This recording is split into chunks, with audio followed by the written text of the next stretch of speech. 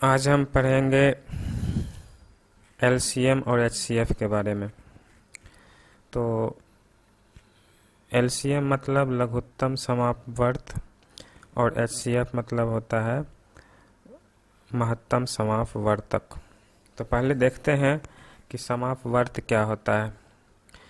समापवर्त का इंग्लिश में जो मीनिंग होता है वो होता है कॉमन मल्टीपल, मतलब वो जो गुणन होता है सभी दी हुई संख्याओं का वही होता है कॉमन मल्टीपल, जो सबका गुणन है, गुणनफल है। तो देखते हैं समापवर्त क्या होता है। दो या दो से अधिक संख्याओं का समापवर्त वह संख्या है जो उन संख्याओं से पूर्णतया विभाज्य हो। जैसे कि दी हुई संख्या है 2, 3, 5, 6, 10 और 15। तो इन सभी संख्याओं से जो विभाज्य हो जो इन सभी संख्याओं से पूर्णतः विभाज्य होगा वह कौन सा होगा।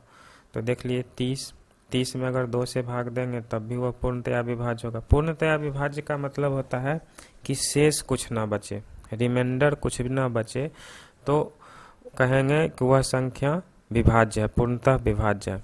तो जैसे 2 से भाग दे रहे हैं 30 में तो 15 बार में कट जा रहा है।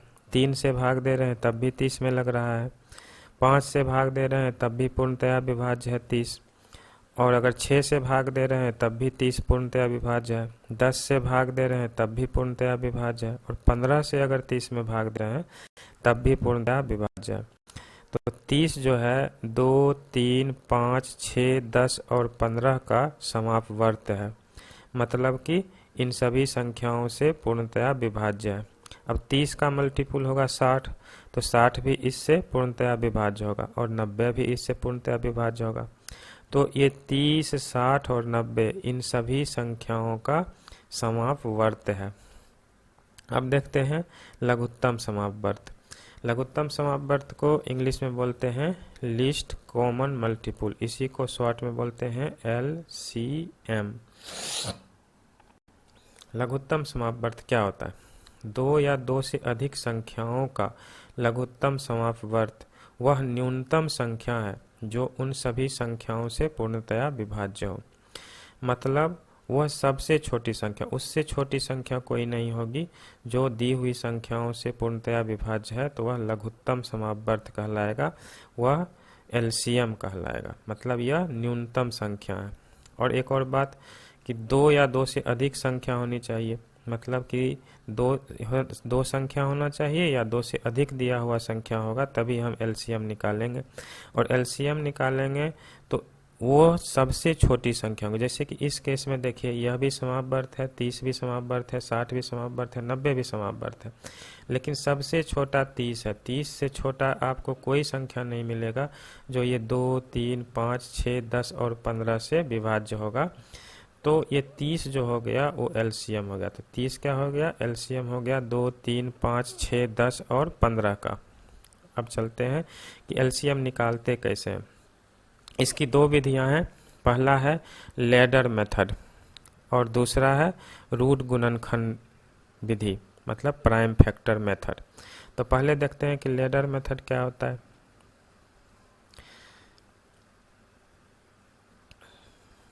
लैडर मेथड में मान लेते हैं हमको दिया हुआ है संख्याएं 12, 15, 90, 108, 135 और 150। इसका हमको LCM निकालना है। तो पहले क्या करेंगे, छोटा प्राइम फैक्टर से स्टार्ट करेंगे।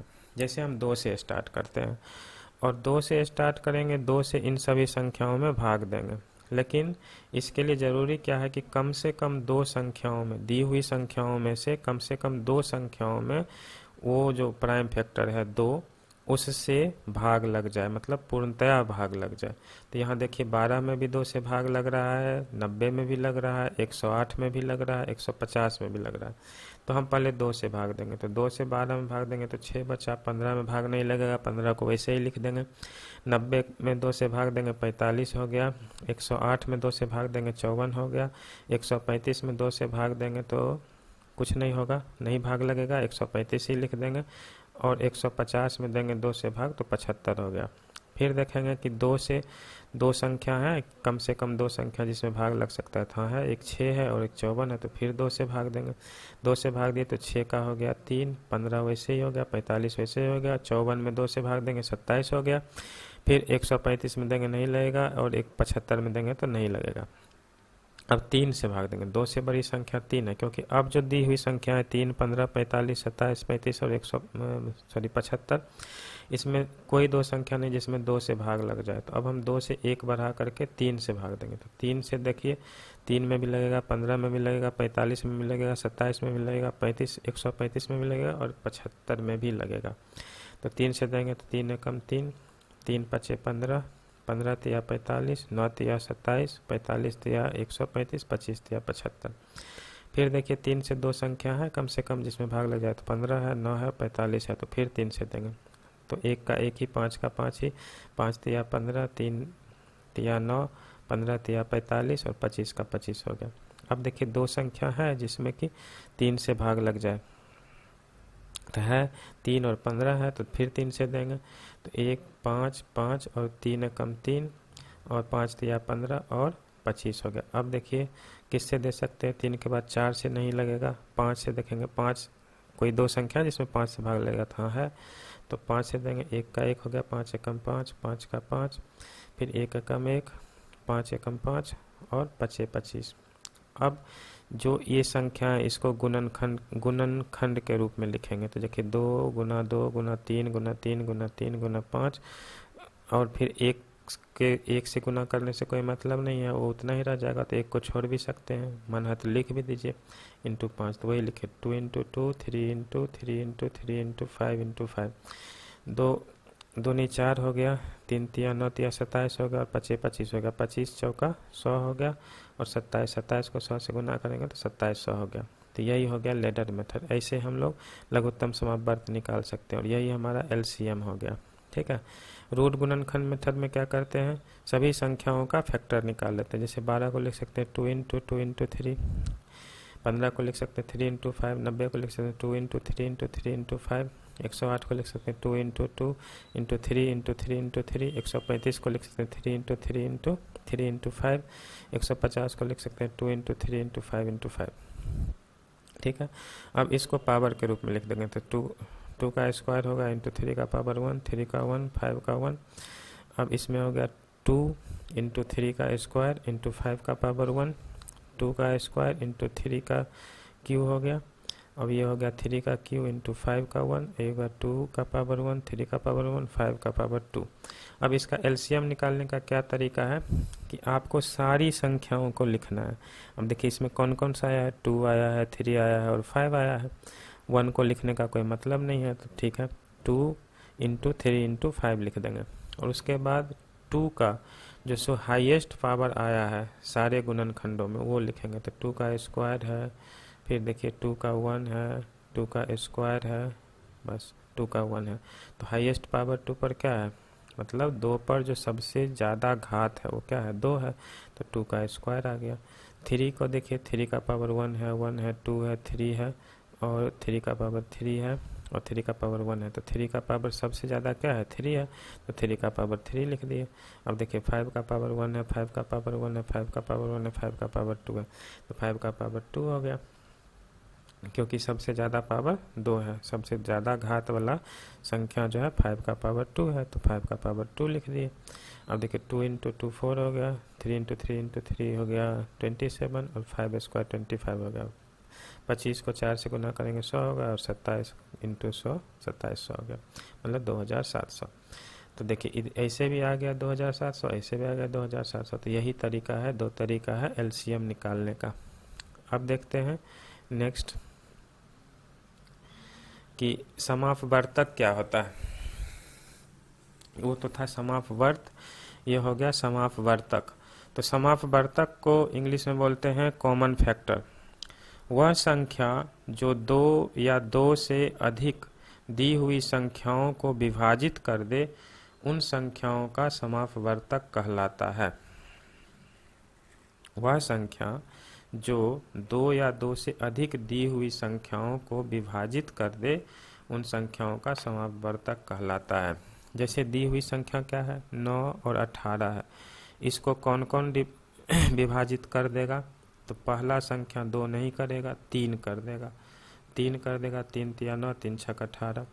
और दूसरा संख्या क्या होगा, 4 नहीं करेगा, 5 नहीं करेगा, 6 नहीं करेगा, 7 नहीं करेगा, 8 नहीं करेगा, 9 कर देगा। 9 कम 9 और 9 दूनी 18। 9 के बाद 10 हो जाएगा, जो 9 से बड़ी हो जाएगी, 9 को नहीं करेगा। ठीक है।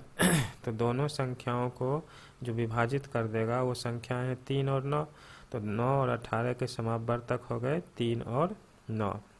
महत्तम समापवर्तक मतलब सबसे ज़्यादा मतलब हाईएस्ट कॉमन फैक्टर इसको कहते हैं, इसी को बोलते हैं HCF।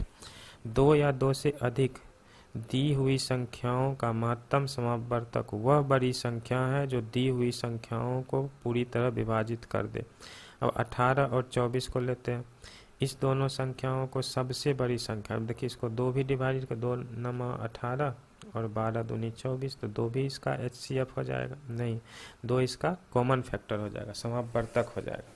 अब 3 देखिए, 3 भी इसको विभाजित कर रहा है 18 और 24 को। 3 से बड़ी संख्या कौन सी हो सकती है?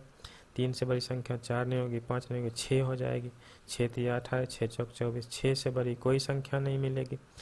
तो 2, 3 और 6 इसका हो गया समापवर्तक, लेकिन इसमें सबसे बड़ा कौन सा है? 6 है। तो 6 इसका महत्तम समापवर्तक हो गया, मतलब 6 को बोलेंगे HCF। अब इसको निकालने की क्या विधि है? इसके भी निकालने के 2 तरीके हैं, गुणनखंड विधि और भाग विधि। गुणनखंड विधि में क्या करते हैं कि पहले हम इसका फैक्टर निकाल लेते हैं। 6 को लिखेंगे 2 इंटू, अब देखिए 6, 18 और 24 का हमको HCF निकालना है। तो क्या करेंगे, 6 का गुणनखंड निकालेंगे, 2 इंटू 3, तो 2 का पावर 1 और 3 का पावर 1 हो गया। 18 को क्या लिखेंगे, 2 गुना 3 गुना 3, तो 2 का क्या हो गया, 2 का पावर 1 और 3 का पावर 2। और ऐसे ही 24 को लिखेंगे 2 गुना 2 गुना 2 गुना 3, तो 2 का पावर 3 और इसमें 3 का पावर 1 हो गया। LCM में क्या करते थे, जो सबसे ज़्यादा पावर होता था उसको लिखते थे।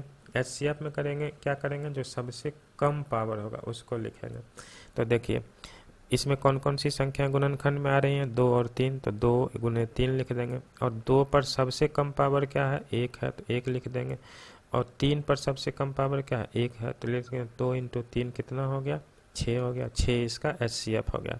तो याद ये रखना है गुणनखंड विधि में कि LCM में सबसे ज़्यादा पावर वाला ले रहे हैं और HCF में सबसे कम पावर वाला ले रहे हैं, मतलब उल्टा। लिस्ट है तो ज़्यादा ले रहे हैं।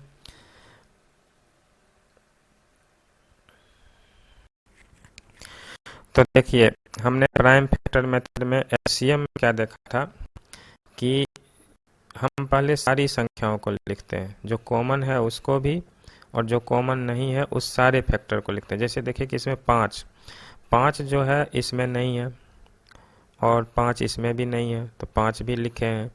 2 लिखे हैं, 2 अब देखिए इसमें नहीं है और इस फैक्टर में भी 2 नहीं है, लेकिन हम 2 भी लिखे हैं। मतलब फैक्टर में जितनी संख्याएं आ रही हैं सबको हम लिखते हैं फैक्टर के रूप में।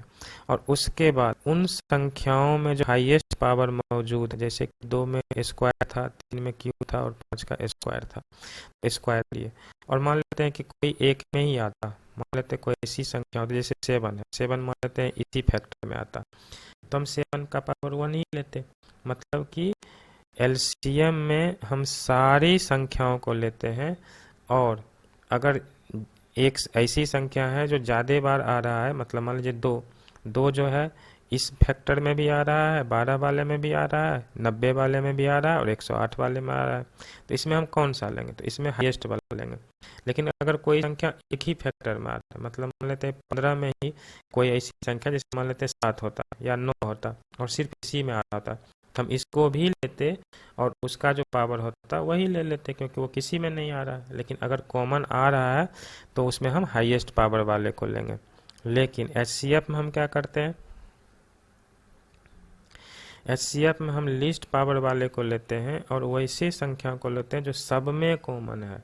मतलब ऐसा नहीं है कि अगर मान लेते हैं यहाँ 5 सिर्फ इसी में रहता तो हम 5 को ले लेते, नहीं, जो सब में, अगर दी संख्या 3 है तो तीनों में जो कॉमन होगा और उसका पावर लिस्ट होगा वही हम लेंगे। ठीक है, ये बेसिक डिफरेंस है HCF और LCM में। अब HCF की भाग विधि में क्या करते हैं कि जैसे मान लीजिए संख्या दिया हुआ है 15, 25 और 50, तो सबसे छोटी 15 है, तो 15 से हम इसमें या इसमें किसी में भाग देंगे। तो मान लेते हैं हम 15 से 25 में भाग देते हैं, तो 15 से दिया 25 में भाग, पूरा पूरा नहीं लगेगा, तो 15 से कम 15, अब शेष बच गया 10। अब ये जो शेष है, इस शेष से हम इस भाज्य में भाग देंगे, तो 10 से भाग देंगे 15 में, ठीक है। और 10 से जब 15 में भाग देंगे तो क्या होगा, 10 से कम 10 और 5 शेष बच गया। तो ये जो प्रक्रिया है हम तब तक करते रहेंगे जब तक कि शेष 0 ना आ जाए। अब क्या करेंगे कि अब 5 शेष बच गया, तो 5 से इस 10 में देंगे, ये 15 में नहीं देंगे, अभी जो इससे ऊपर वाला है इसका जो भाज्य है इसमें देंगे। तो 5 से 10 में भाग देंगे, तो 5 दूनी 10, अब 10 कट गया, नीचे शेष 0 बच गया। तो ये जो 15 और 25 का HCF जो हुआ वो क्या हो गया, 5 हो गया। अब इस 5 से इस 50 में भाग देंगे, तो 5 से भाग देंगे 50 में, तो 5 से 50 में भाग देंगे तो 10 बार में लगा, तो ये पूरा कट गया और ये क्या हो गया कि यहाँ पे शेष 0 हो गया। अब जब शेष 0 हो गया तो ये 5 जो हो गया, 5 और 50 का HCF हो गया, और 15 और 25 का HCF 5 निकाल ही चुके, तो सबका HCF क्या हो गया, 5 हो गया। तो कॉमन HCF क्या हो गया, 5 हो गया। तो 15, 25 और 50 का HCF क्या हो गया, 5 हो गया। अब एक और प्रश्न आता है कि अगर भिन्न दिया हुआ है या दशमलव में दिया हुआ है तब कैसे निकालेंगे उसका HCF LCM। तो अगर दशमलव है तो उसको भिन्न बना लेंगे, और भिन्न का भी बता देते हैं। भिन्न का HCF क्या होता है, अंश का HCF बटा हर का LCM। मतलब अगर HCF निकालना है तो अंश का HCF निकालेंगे, ऊपर वाले का HCF और नीचे वाले का LCM। और अगर भिन्न का LCM निकालना है तो अंश का LCM निकालेंगे और हर का HCF निकाल देंगे। तो जैसे देखिए 6/1, 6/17 और 12/17 का HCF निकालना है, तो 6, 10 और 12, इसमें अंश है 6, इसमें अंश है 60 और इसमें है 12। तो 6, 60 और 12 का HCF निकाल लेंगे, और हर में 1, हर में 17 और हर में 17, तो 1, 17, 17 का HCM निकाल लेंगे। तो 6, 60, 12 का HCF हो गया 6, और 1, 17, 17 का LCM हो गया 17। तो 6/17 जो हो गया, 6/1, 6/17 और 12/17 का 6/1, 60/17 और 12/17 का HCF हो गया। अब भिन्न का LCM निकालेंगे, तो अंश का LCM बटा हर का HCF। तो देख लीजिए 1/2 और 5/8 का अगर LCM निकालना है तो अंश 1 और 5 का LCM निकालेंगे, और हर 2 और 8 का HCF निकालेंगे। तो 1 और 5 का LCM 5 हो गया, और 2 और 8 का HCF 2 हो गया। तो 1/2 और 5/8 का LCM हो गया 5/2। इसी तरह से हम प्रश्नों को सॉल्व करेंगे।